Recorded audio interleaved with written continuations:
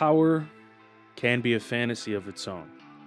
Becoming this being that blinks things out of existence is fun. But at what cost? That is something that I had to ask myself when playing this game. This is my thoughts on the first Descendant.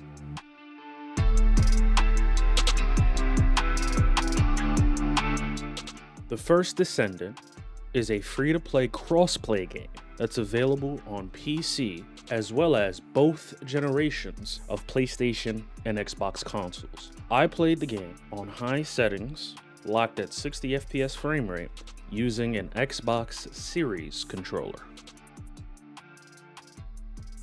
The refund window is a concept based around the Steam refund policy, where to get a full refund of the game, you have to have 2 hours or less of playtime. So why not give you the first 2 hours experience and describe if I would have asked for a refund or not. This is a free-to-play game, so I technically can't ask for a refund. But what if I uninstalled this game and never looked back? The first Descendant was an surprisingly stable experience.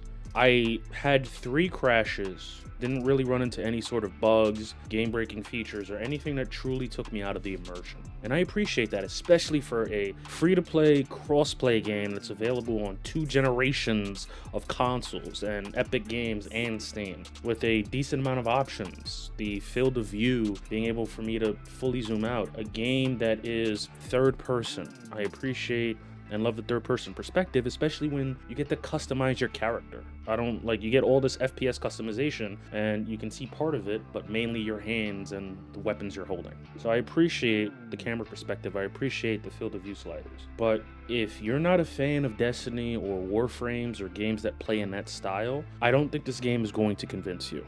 When it comes to games like Destiny and Warframe, the power fantasy is what keeps people going, right?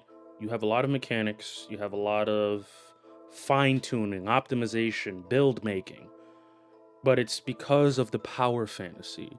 By putting in time and effort, by understanding the systems and mechanics, you craft this character that gets powerful enough to blink things out of existence. And you get to a point where more challenge is needed. And you get to the point where it's like, I can truly optimize and fine tune everything the way I want to enjoy the experience. And it's a real fun power fantasy, right? Even with issues that I have in Destiny, it is a fun power fantasy. And I will never take away from Bungie for crafting a truly fun power fantasy of a game. I didn't feel that with the first Descendant. I didn't feel that picking my first Descendant and using those abilities, even when I was starting out, I didn't feel all powerful. I felt like I was just learning, and that feeling never changed. I never looked at an enemy after upgrading modules and trying to optimize the character as best as I can, where I can throw one thing and just blink things out of existence. A lot of things, right? Not just 1 or 2 small guys, but even bosses, I can look at them and look at that health bar go. I didn't really feel that. And I think that's a big feeling that potentially other people have, right? This is a brand new game. There's a lot of things that are here, but in those first 2 hours, I didn't really feel powerful. And I just don't know, because that's what I at least experienced at Destiny, right? After I got out the tutorial, I opened up, I changed 1 or 2 things, and I felt powerful. I didn't feel that in this game. The abilities don't feel like once you activate it, you blink things out of existence. They felt like, hey, you don't have grenades? Use this. Get out of jail free cards occasionally, right? But more often than not, they felt like they were there. They didn't wow me in any way. And because of that, I probably would have uninstalled this game and never looked back. 5 hours total of playtime. The first Descendant story is interesting.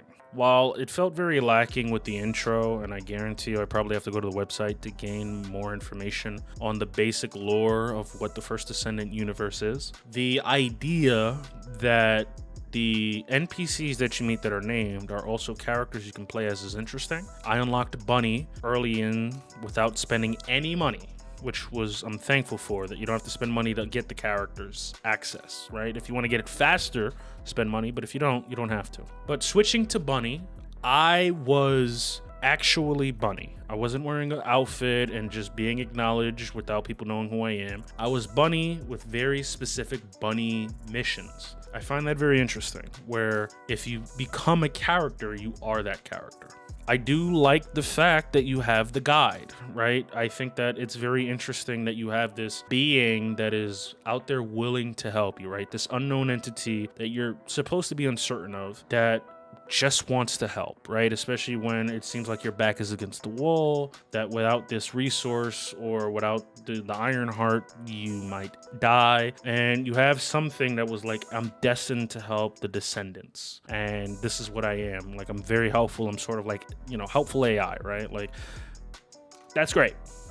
I love the general, right? The general being skeptical of the guide. I thought that was very dope, where it's like, hey, the fact that anybody who's a Descendant is hearing this synchronized vision and all of you are blindly following what the guide says, and it could damn well be a trap, you probably shouldn't follow it. That's very realistic, right? You wouldn't want a general to like, hey, a section of my group is just wholeheartedly getting a vision of some kind and they just want to follow whatever the vision says. So I appreciate that. Outside of that, all of the characters felt very surface level. I couldn't really get too attached to them, right? They're just like, hey, you got the Venom Lady, you got the Ice Queen, you got the bunny that goes fast, you got the cook with fire. Like, everything just felt generic. And again, I didn't meet a lot of the NPC characters, but I never was like, this person is memorable, I will know their name. I don't know anybody's name, right? Except for Bunny, because her name is Bunny, right? Like, it's not any other names or anything specific. While I think the story could be interesting at the moment, within the 5 hours of playtime, it was surface level. It gets me from point A to B, gets me to shoot creatures and do what I have to do, but I didn't want to learn more of the universe. I'm not like, hey, let me go to a lore YouTube channel and understand what's going on. I didn't feel that with this game.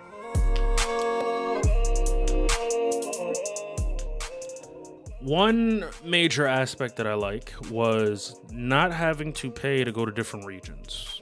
This is something that I've had to experience with Destiny 2, which led to me purchasing everything up to Nightfall. So as an example, Final Shape is out. I can't experience the Final Shape because I don't have the money, right? So if you don't have the funds or you don't pay for access, you are stuck with whatever you have, right? And at the moment, with the first Descendant, I didn't have that. I was able to unlock 3 regions, and I was able to go to 3 regions, and I wasn't hit with a paywall or you have to pay to play, anything of that nature at the moment. So I want to be clear, if you are a little worried that you might have to experience that, don't be. I don't know how many hours people are going to be putting in. I only put in 5, but yeah, I was very happy about that, because it's free to play and it shouldn't be what some people would say free to try, where it's like, yeah, you can test out the game mechanics, but if you really want to experience it, spend money. Void intercept battles. I don't know if that's what they are considering the end game. I'd probably have to look it up. But being able to have like boss fights at dedicated levels, and these boss fights were challenging, and they led to me rethinking my playstyle instead of just pointing and shooting, right? Actually getting used to abilities, trying to get weapons that I like that are damaging, being able to move around, work with a team. It was very refreshing, and I didn't feel that when I was just killing the regular enemies, and I'm very thankful that play style, it opened up my idea of like the normal basic just point and shoot play style. So I really do appreciate that, and I believe I only had access to the Grave Walker, and there's another one at level 22. One problem I did notice, though, is the boss fights. And I believe I had 2 boss fights where me and the team were so efficient at draining the health bar of the bosses that had, like, you have 3 health bars, right? So you have phase 1, phase 2, phase 3. And we were getting so efficient at deleting the health bar that we spent more time shooting the shield to attack the person versus actually attacking the person. And that was something that sort of frustrated me near the end, where I was like, if this is what boss fights are going to be, where I'm spending more time trying to destroy your shields versus actually destroying your health bar, it kind of took me out of the game.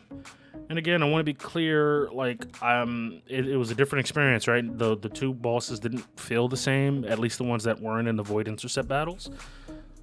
But just like, hey, you gotta shoot these 3 floating orbs or shoot the triangles on the shields if you want to break the shields.